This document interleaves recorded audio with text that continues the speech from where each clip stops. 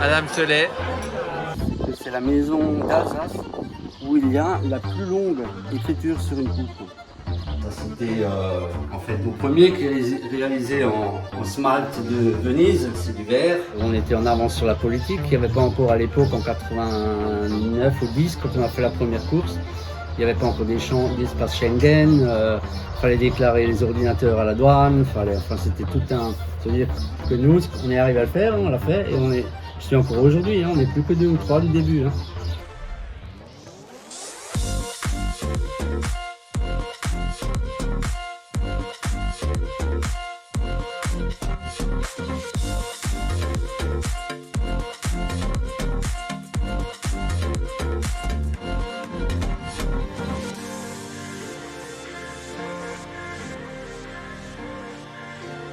Bonjour à tous, aujourd'hui on se retrouve dans la circonscription 68-3 dans le beau village de Kneuring.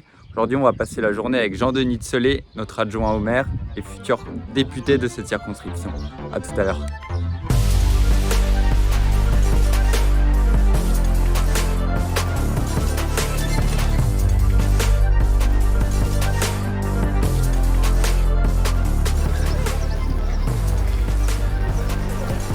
Bonjour. Ah, vous là. Bonjour, bonjour. Ah.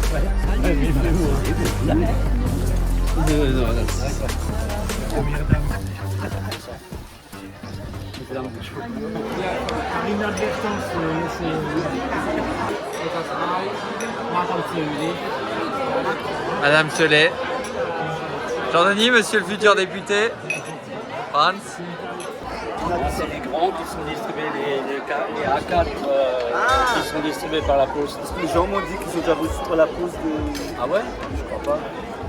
Ah, une dame, non, moi ils étaient un peu âgés. En tout cas, Mais, ils sont... mais peut-être ça a été mis dans une boîte Les aux lettres. jeunes, Oui. c'est bon. On va laisser comme ça.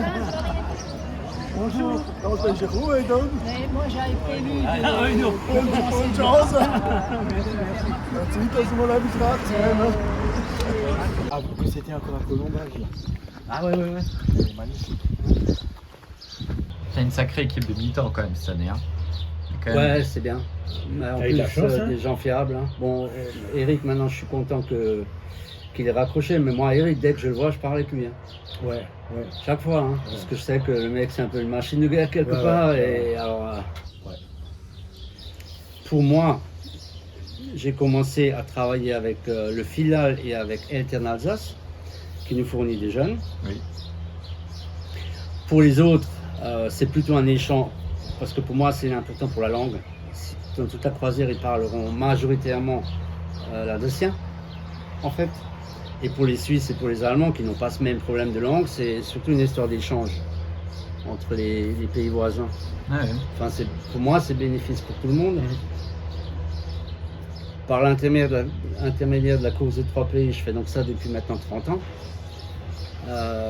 Ça veut dire qu'on était en avance sur la politique. Il n'y avait pas encore à l'époque, en 89 ou 10, quand on a fait la première course, il n'y avait pas encore d'espace Schengen, il fallait déclarer les ordinateurs à la douane, c'était tout un... C'est-à-dire que nous, on est arrivé à le faire, on l'a fait, et je suis encore aujourd'hui, on n'est plus que 2 ou 3 du début. Évidemment, au bout de 30 ans. Ça veut dire qu'on était courageux à l'époque, qu'on est allé avant la politique, qu'on a eu des couilles de le faire. Et ça existe encore aujourd'hui. C'est beaucoup plus simple aujourd'hui parce que les douanes n'existent plus en fait. La Suisse fait partie de l'espace Schengen également. Ouais. C'est important quand même de le noter, de voir cette différence qu'on a pu avoir. C'est une certaine coopération transfrontalière que tu as pu faire en exercice à l'époque, qui était remplie, comme tu dis, de difficultés administratives, de nouveautés. Il n'y avait pas de réel autre exemple au niveau sportif. Non, on était des précurseurs à l'époque, sans véritablement s'en rendre compte, mais on s'était retrouvés, tout simplement pour essayer de faire quelque chose de transfrontalier. Moi, dans mon esprit, comme à l'époque j'étais commerçant, j'avais également à l'époque des clients bâlois, des clients de Weilermain, de Leurach. Et en fait, moi, tout simplement, j'estimais toujours qu'on était les mêmes gens. qu'on était tout simplement des Rhénans et qu'on était les mêmes avec une seule langue, une seule culture, la culture rhénane. Erasmus est enterré à Bâle. Voilà, donc c'était plus ou moins logique pour moi. En tout cas, il y a l'une des plus belles maisons du village qui va également être rénovée. Ah ouais? Totalement. Ouais, je te la montre tout à l'heure, elle est à 200 mètres d'ici. C'est une maison privée. Ouais, mais il n'y a plus beaucoup de villages alsaciens comme celui-ci où à partir de là, sur la troisième marche de l'église, on a, quand on se tourne à 360 degrés, uniquement des maisons à colombage. Il y en a même une sur la gauche qui est en train d'être refaite. Par un artisan local. Ouais, par un artisan local, absolument, oui. Qui devient, ouais. Ouais. Voilà, on va maintenant aller voir la maison à Hirondelle, ou l'hôtel à Hirondelle, qu'on a mis en place cet automne, quelques semaines en arrière.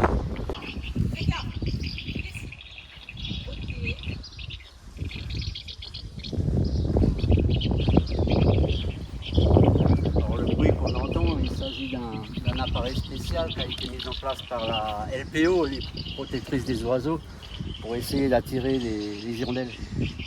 C'est la maison la plus ancienne du village, elle date de 1652, pardon.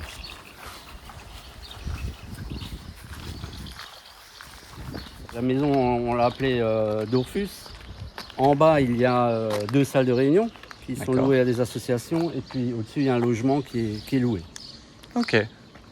Alors cette maison-là, c'est une maison privée. Oui. Et d'après ce que j'ai pu lire déjà, c'est que c'est la maison d'Alsace où il y a la plus longue écriture sur une poutre.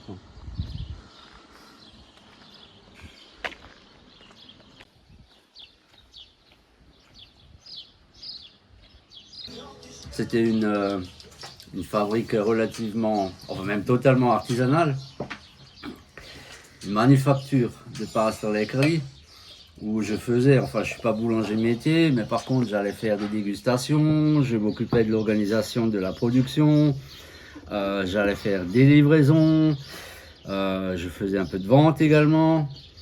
Et tout ça s'est très bien passé pendant 3 ans, ça me plaisait bien parce que le métier était, ouais, mon job était très très varié et relativement agréable. Alors au niveau de mes, disons, hobbies, au niveau de mes occupations extra-professionnelles, je fais pas mal de choses. Par exemple, j'aime bien faire de la menuiserie, je fais des petites décorations. Voilà, comme ça. C'est même illuminé en hiver. Et puis ensuite, j'ai eu un papa qui avait comme hobby la pyrogravure. Mon papa est décédé, mais j'ai gardé évidemment certains de ses tableaux. Et puis moi-même, il y a quelques années, je me suis lancé, je ne sais pas trop pourquoi, je fais l'explication dans la mosaïque. Alors il y en a quelques-uns qui sont là. Ça c'était en fait mon premier qui est réalisé en smalt de Venise, c'est du verre. J'en ai quelques-uns là.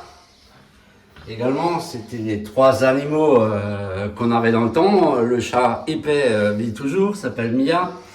Et puis le chat mince qui a disparu du jour au lendemain. Et puis notre petit Whitey, c'était un Westie. Décédé également. Voilà, puis bien sûr, toujours en smalt de Venise, sur une ardoise, une alsacienne, voilà. Et puis, j'ai également, mais maintenant je pense que pas mal de gens le savent, un passé de marathonien ou de coureur à pied. Je fais le marathon de New York en 1990, c'est donc déjà quelques temps, j'étais un tout petit peu plus jeune. Et depuis 1990, je suis co-organisateur et vice-président d'une course transfrontalière qui a eu lieu dimanche dernier entre Bâle, où il y a le départ et l'arrivée, mais qui traverse également Saint-Louis, Huningue, en Alsace, et puis Weil am Rhein, du côté badois. On avait 2400 inscrits dimanche le 22. Là, je vois qu'il y a quand même un travail énorme qui a été fait ici. C'est aussi Alors de oui, ta part. Hein. Ce sont des entrelacs celtiques qui servent tout simplement de porte aux meubles à plancha. Voilà, ça évite de mettre un rideau. Oui. C'est beaucoup plus long à faire qu'un rideau, mais c'est un tout petit peu plus propre. Tout ça, c'est réalisé en grès et arme, c'est-à-dire du carrelage. D'accord. Et Jean-Denis, c'était une journée très intéressante, riche en rencontres. Merci beaucoup. Merci à toi. Maxence. Moi, j'ai qu'un espoir, c'est de voir Jean-Denis élu, qu'il arrive à l'Assemblée nationale, qu'il nous fasse une proposition de loi pour une collectivité à statut particulier. Ce sera la première des choses que j'essaierai de faire, évidemment. Un petit mot de fin, qu'est-ce que tu aimerais nous dire à la fin?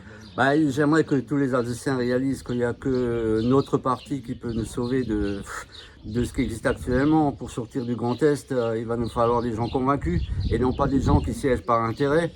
Chez Unserland, nous sommes un parti de convaincus. Je pense que c'est un peu une différence par rapport à tous les autres. Je compte sur vous tous. Merci beaucoup. Merci à toi Jean-Denis et à une prochaine. Maxence, à bientôt. À bientôt. On se retrouve très prochainement dans les autres épisodes avec les autres candidats. Et dès demain, nous serons dans la circonscription de la 67-4 avec Guy Bachoum. Bonne fin de soirée à tous. Au revoir.